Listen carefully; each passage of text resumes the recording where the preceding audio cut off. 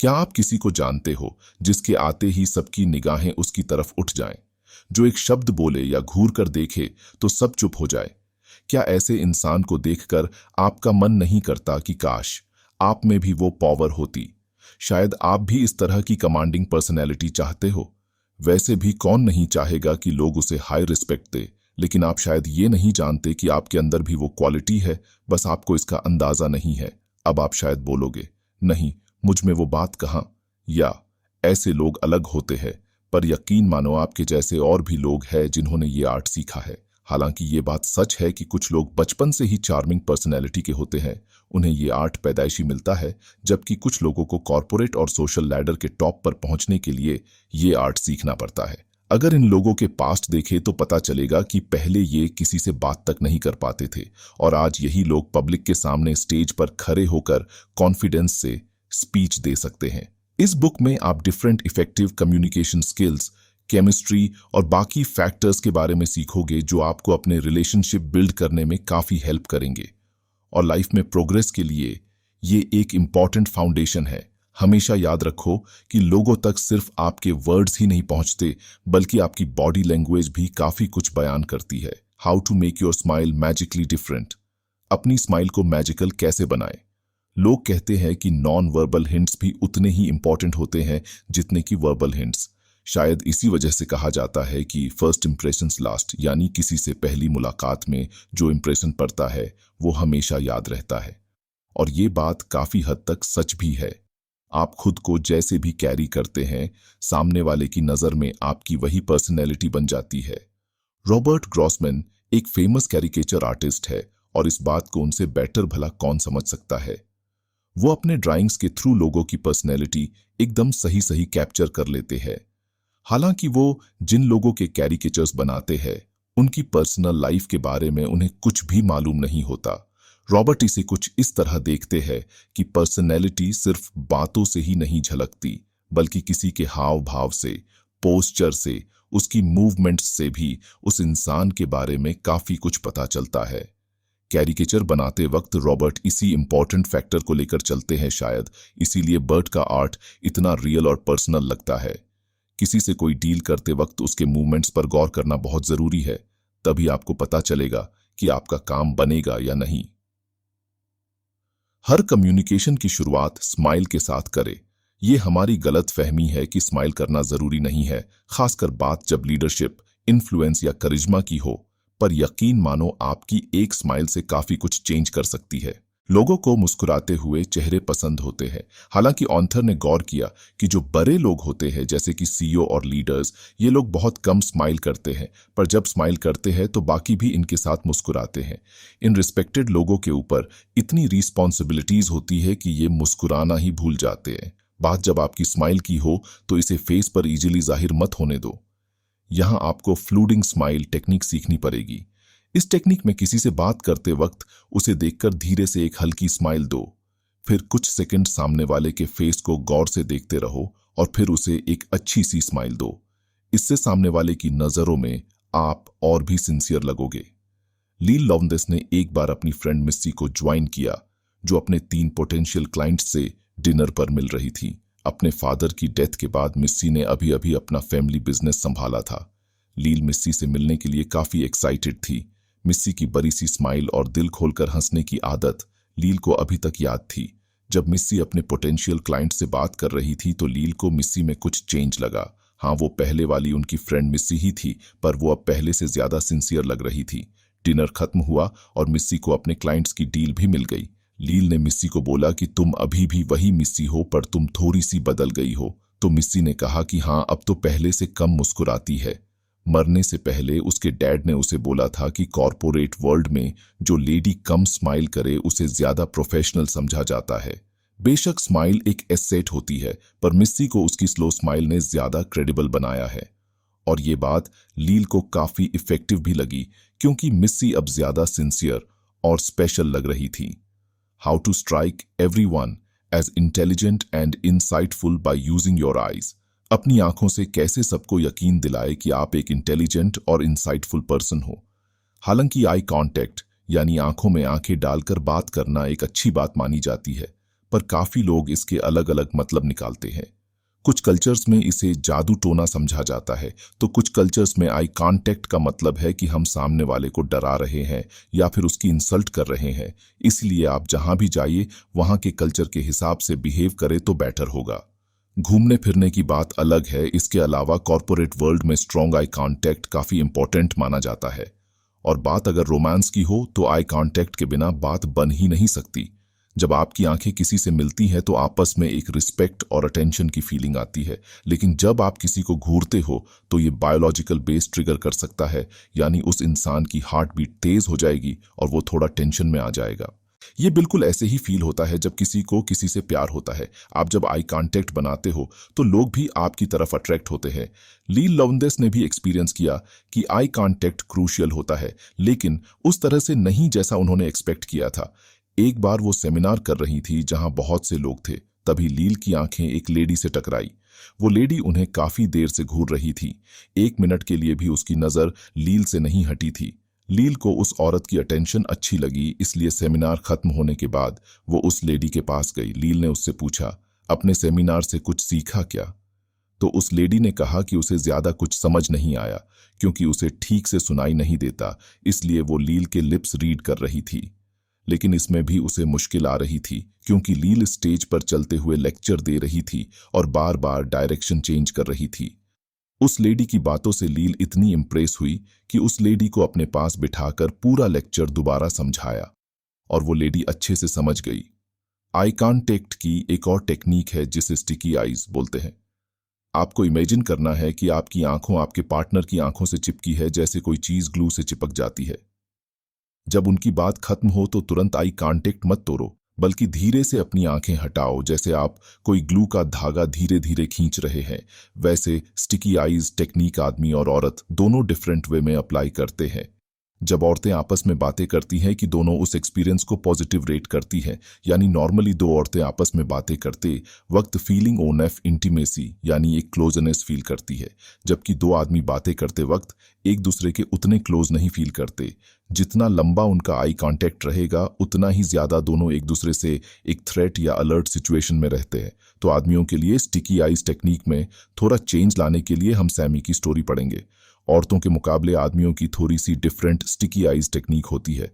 इसके बारे में और पता लगाने के लिए लील ने डिसाइड किया कि वो एक सेल्समैन सैमी को ये टेक्निक करने को बोलेगी। सैमी की आदत थी कि वो अनइंटेंशनली लोगों को हर्ट करता था। उसका ऑरा कोल्ड था, तो लील ने उसे ये टेक्निक अप्लाई करने का सजेशन दिया।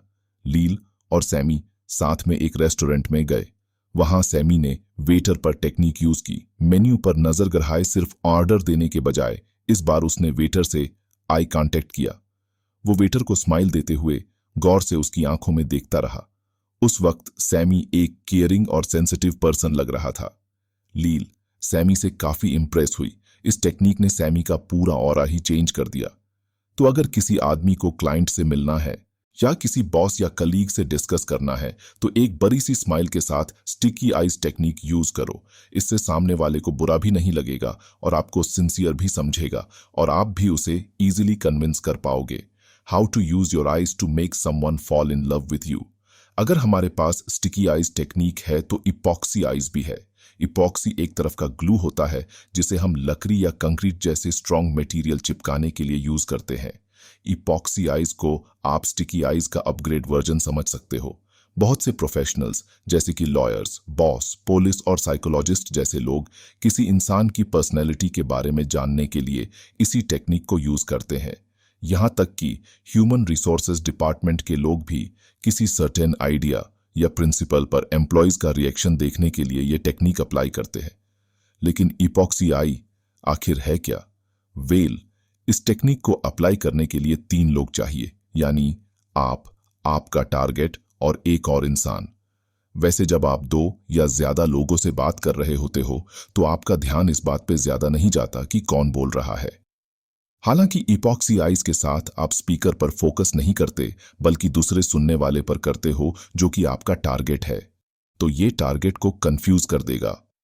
वो सोचेगा कि आप स्पीकर के बदले उसे इतने गौर से क्यों देख रहे हो। ये टेक्निक स्पेशली ज्यादा इफेक्टिव होती है जब आप किसी पार्टी में होते हो या ग्रुप डिनर में या किसी बार में। आपका टारगेट आपकी आंखों में स्पेशल फील करेगा, और ये बात वो भीड़ में भी फील कर सकता है कि आपकी सारी अटेंशन सिर्फ उसके लिए है, और आपको भी उसी मोमेंट ये पता चल जाएगा कि सामने वाला आप में इंटरेस्ट ले रहा है या नहीं। वर्क सेटिंग में आप इपॉक्सी आईज यूज कर सकते हो, जैसे कि अगर आप अपने एम्प्लॉयज का वर्क हावर्स चेंज करते हैं और उनका रिएक्शन देखना चाहते हैं। इमेजिन करो कि आप बिग बॉस है। आप ह्यूमन रिसोर्स मैनेजर को बोल सकते हो कि सारे एम्प्लॉयज को एक रूम में इकट्ठा करे और उन्हें कंपनी की डिसीजन के बारे में बताए। और जब एचआर मैनेजर बात कर रहा हो तो आप एम्प्लॉयज के फेस की तरफ देखो। अगर वो ध्यान से बात सुन रहे होंगे तो उन्हें हैरानी होगी कि आप एचआर मैनेजर के बजाय उनकी तरफ देख रहे हैं।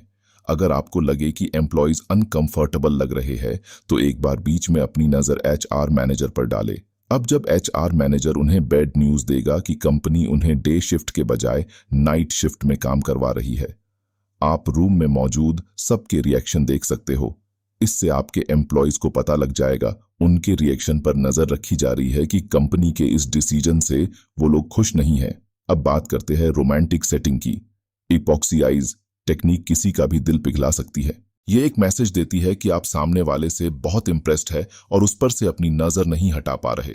आई कांटेक्ट आपकी बॉडी के लिए भी काम करती है। जब आप किसी की आंखों में गहराई से डूबकर देखते हो तो आपकी बॉडी में एक ड्रग जैसा सब्सटेंस रिलीज होता है जिसे फेनिलेथिलामीन कहते हैं। इरोटिकली एक्साइटमेंट की हालत में भी यही सब्सटेंस रिलीज होता है, इसलिए आई कांटेक्ट लवर्स को मूड ऑन करने में हेल्प करता है। लेकिन याद रहे कि इपॉक्सी आईज ये पॉजिटिव वे ली जाए, यानी आप इसे अपने लवर पर ही यूज करो। अगर किसी स्ट्रेंजर पर ट्राई करोगे तो प्रॉब्लम हो सकती है। ये सच है कि इपॉक्सी आईज आपका कॉन्फिडेंस बढ़ा सकती है, पर इसे ज्यादा अप्लाई करने पर आप एरोगेंट भी लग सकते हो। अगर आपको लगे कि इपॉक्सी आईज ज्यादा स्ट्रॉन्ग इफेक्ट डाल रहा है तो इसे थोड़ा कम करो। अपने टारगेट पर पूरा अटेंशन फोकस करने के बजाय बीच बीच में स्पीकर की तरफ भी देखो। इस तरह आपके टारगेट को आपकी अटेंशन उतनी इंटेंस नहीं लगेगी। How to look like a big winner wherever you गो।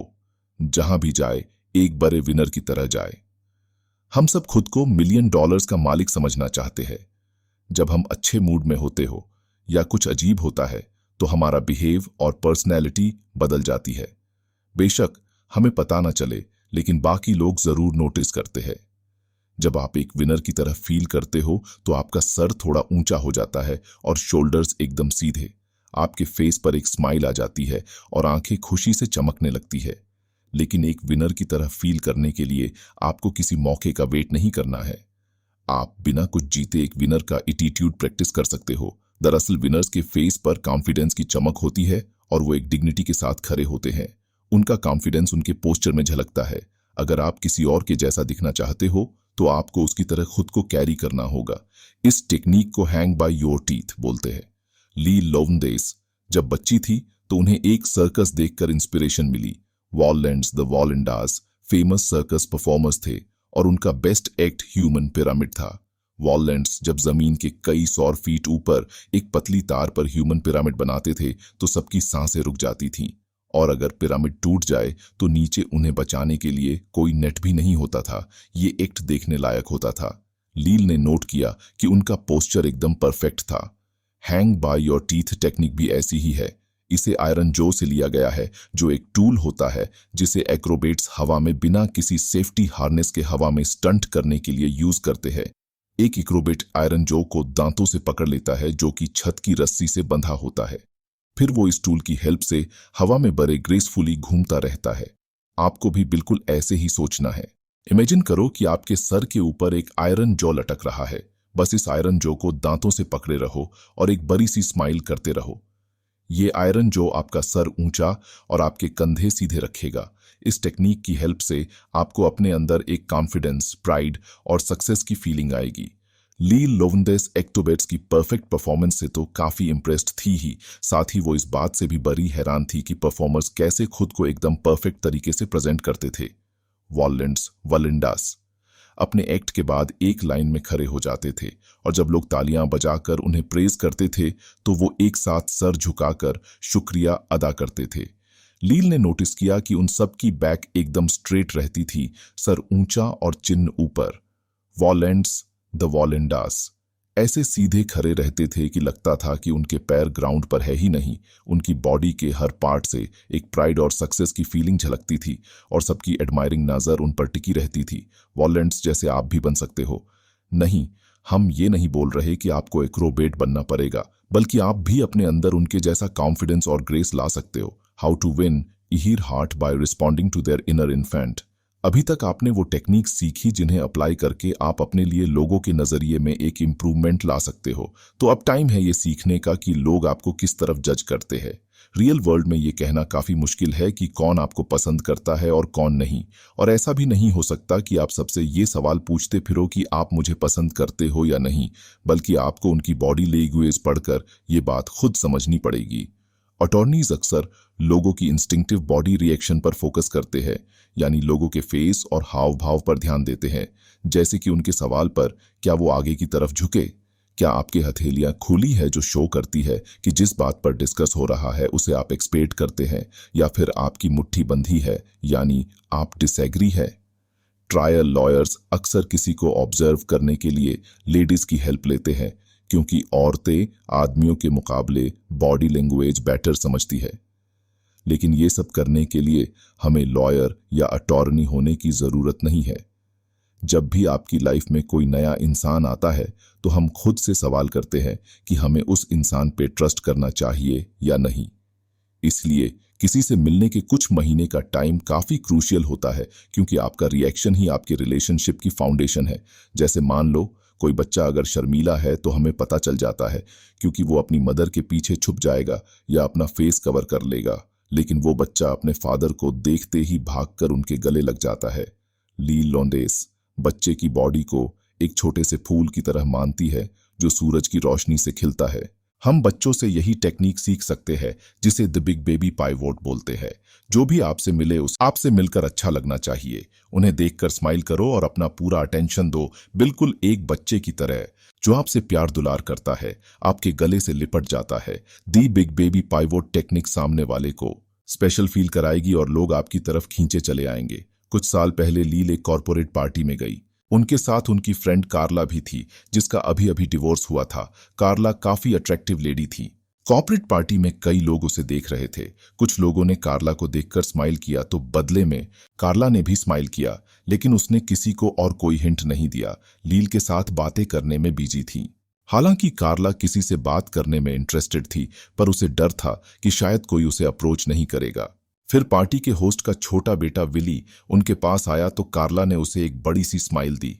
उसने जब विली से पूछा कि तुम्हें पार्टी में मजा आ रहा है, तो विली बड़ा खुश हुआ क्योंकि उसे अटेंशन मिल रही थी। बाद में वो किसी और के पास जाकर उससे बात करने लगा।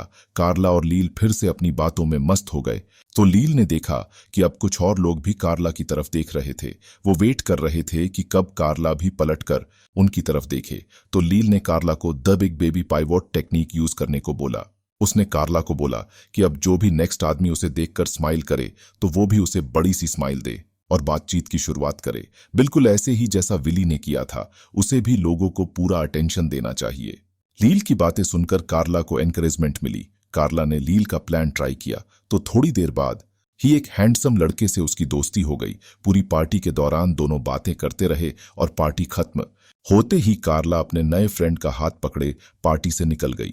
ये सारी टेक्निक्स अप्लाई करने में बेशक आपको थोड़ा टाइम लगेगा, पर धीरे धीरे ये आपकी हैबिट बन जाएंगी। आप उन लोगों से भी इंस्पिरेशन ले सकते हो जो इन टेक्निक्स को लाइफ में अप्लाई कर चुके हैं और उनको काफी फायदा भी हुआ है। लेकिन सबसे पहले आपको खुद पे बिलीव करना होगा।